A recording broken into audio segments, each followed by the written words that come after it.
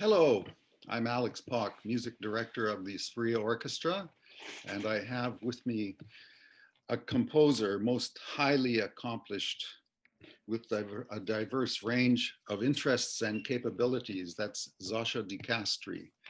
And of course, we're discussing Serafiniana, um, a work that one might think is about angels of the highest order depicted with wings, but that's not what it's about, really. Zasha, tell us a little bit about how the title came about and what it really relates to. Sure, yeah, it's great to be here. Thanks, Alex.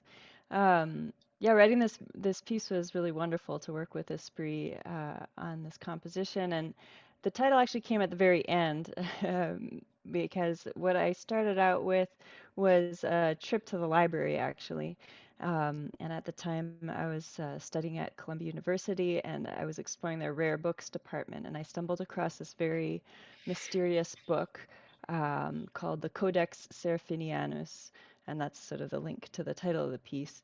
So this is a really bizarre book that I found. It's by an Italian architect, industrial designer, artist, and he illustrated this. It's kind of like an encyclopedia, a handwritten, hand-drawn encyclopedia of an invented world.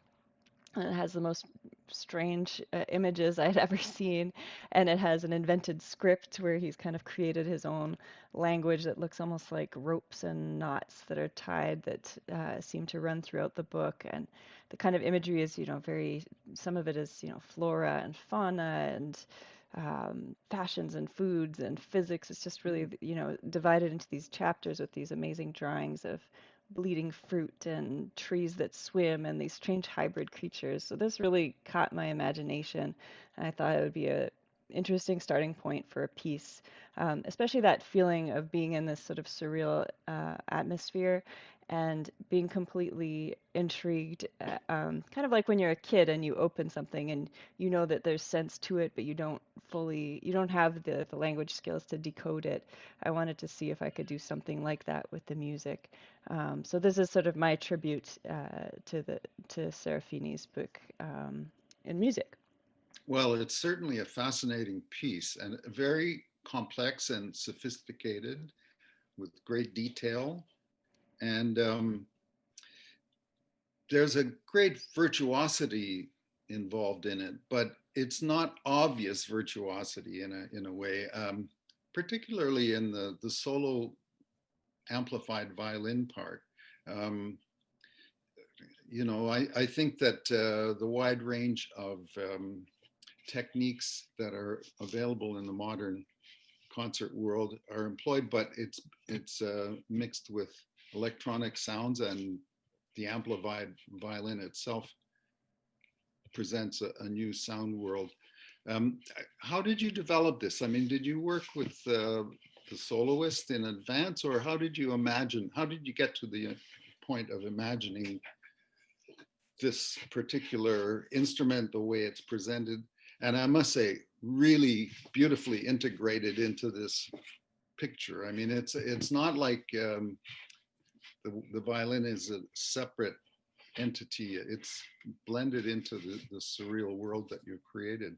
But how did you arrive at, well, the knowledge of and what to do with violin? That's a good question. I think fairly early on, I knew I wanted to use electronics. I was playing with creating sound files because I thought if I really wanted to create this sort of otherworldly feeling, that I would need something to extend the palette of the orchestra.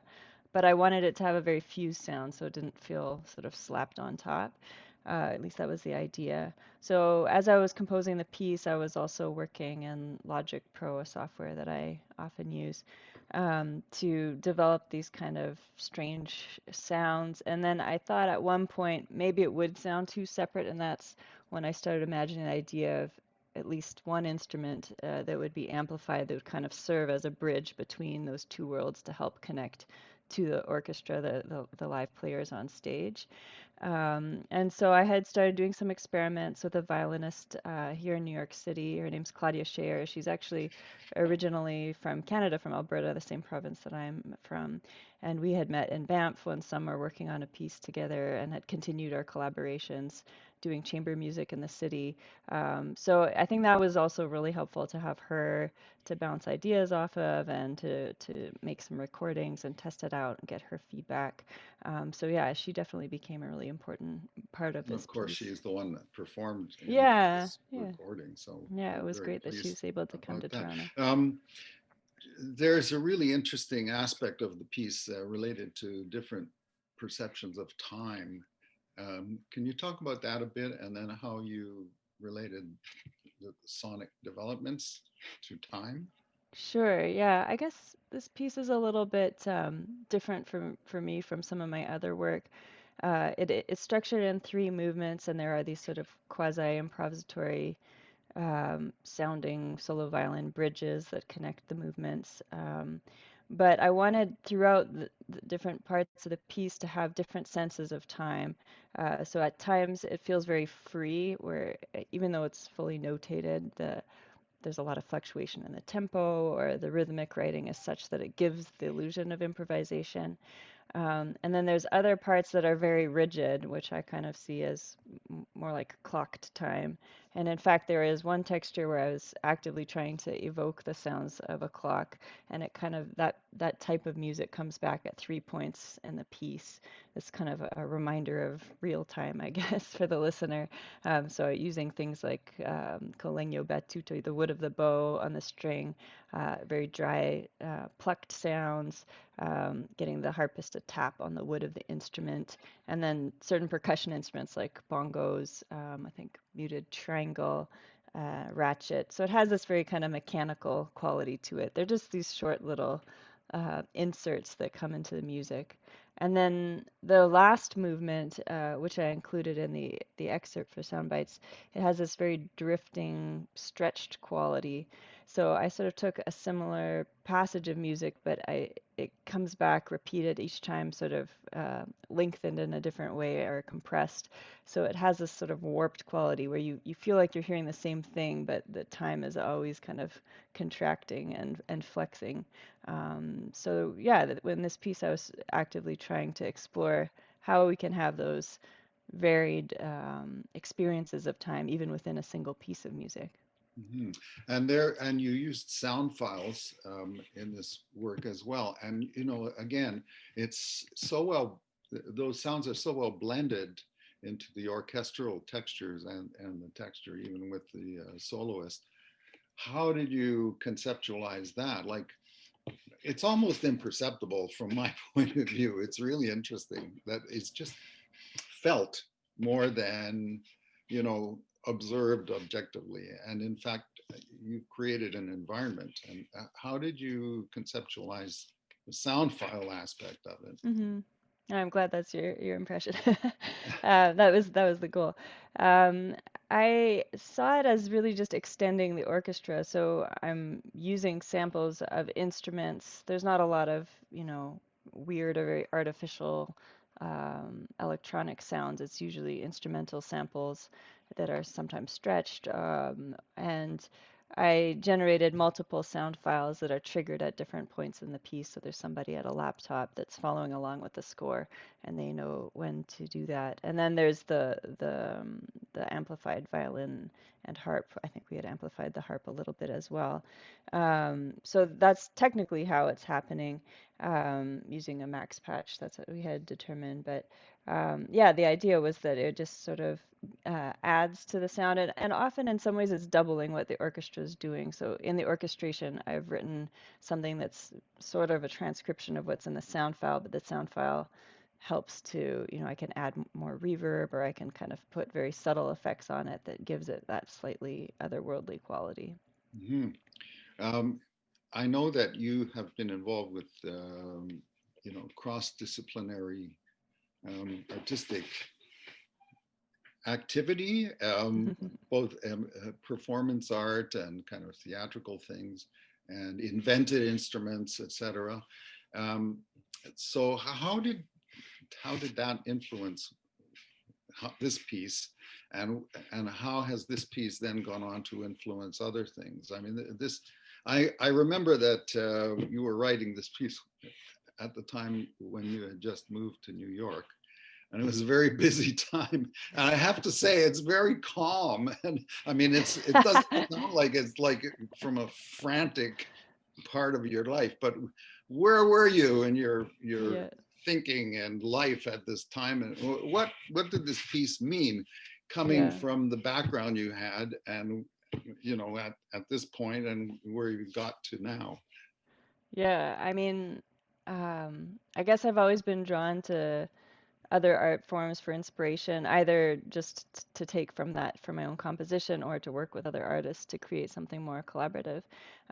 So this sort of draw towards something visual, I would say, is pretty typical for me, looking at visual art or literature or dance or other forms of expression.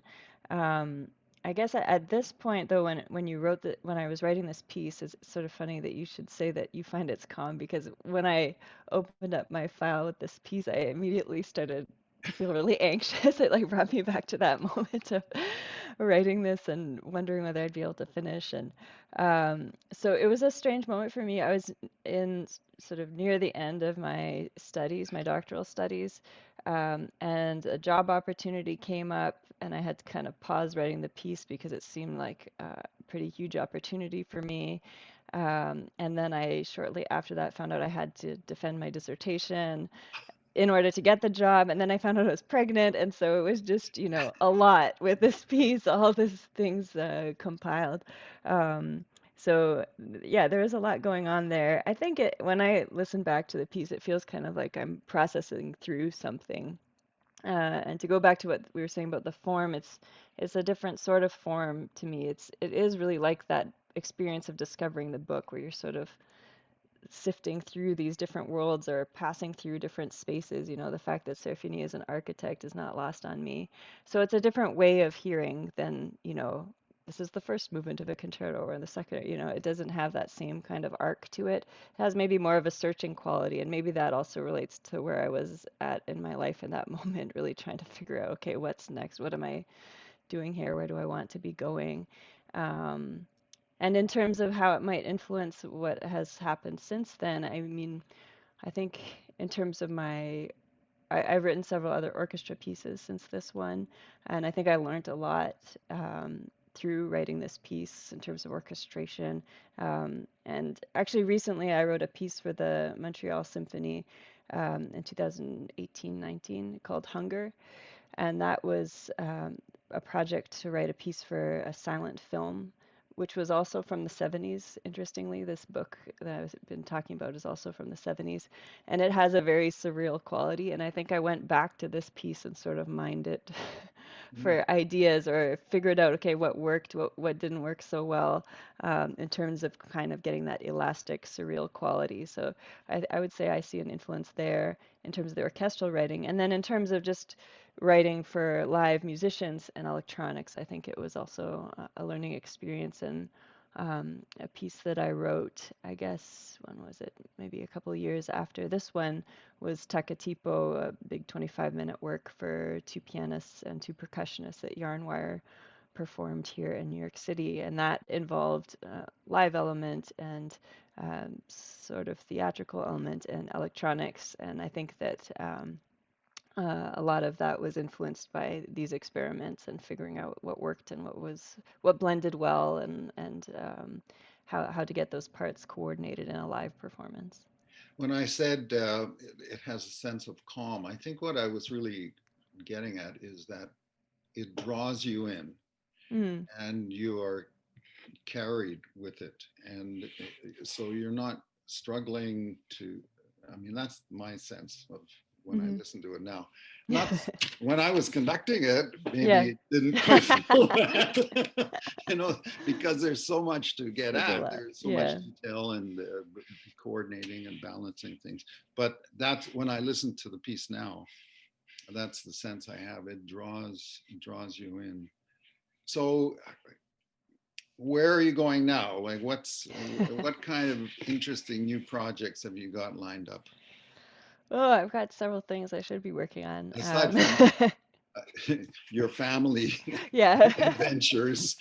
Yeah, this is a particular year with the pandemic, but after having a couple projects started and then postponed for 2 years from now, I decided I would just sort of set those ones aside, and I'm currently working on a project that I initiated because I felt, okay, at least I can control the parameters of this, and I know it will happen because I'm leading the ship here.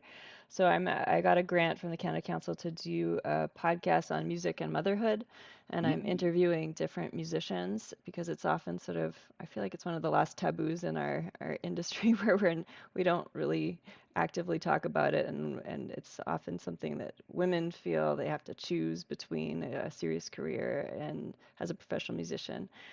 So I thought it would be interesting to speak to different women about their experience with that. And as part of it, so I've been doing these interviews, and then I have generated a collaborative musical aspect too, where I'm creating an electronic track. I'm asking these women to improvise a contribution to that, and then I might layer another track of myself on piano, depending on how dense it gets. We'll see. mm, So yeah, I'm working with Ayun Huang, Chloe Dominguez, Alice Tessier, Olivia De Prato, and Pauchi Sasaki for the first 5 episodes, and then we'll see. mm. It would be great to continue and maybe, interview composers and other people and find other ways to continue the conversation. So that's the immediate project, and then I have some chamber music to write in the spring, a Kusvitsi commission for Stephen Schick and International Contemporary Ensemble. Great. So yeah, some other things coming down the line. Yeah, well, stay in touch with us about all of That that. would be great. Yeah, it would be And wonderful thank to come you back to so Toronto. much for sharing information about your piece. And it's Um, great to see you. Great. And I hope we'll get to work together again before long. That would be wonderful. Thank you, Great, Alex. great to It's a see you. pleasure. Bye. Thank you. Bye.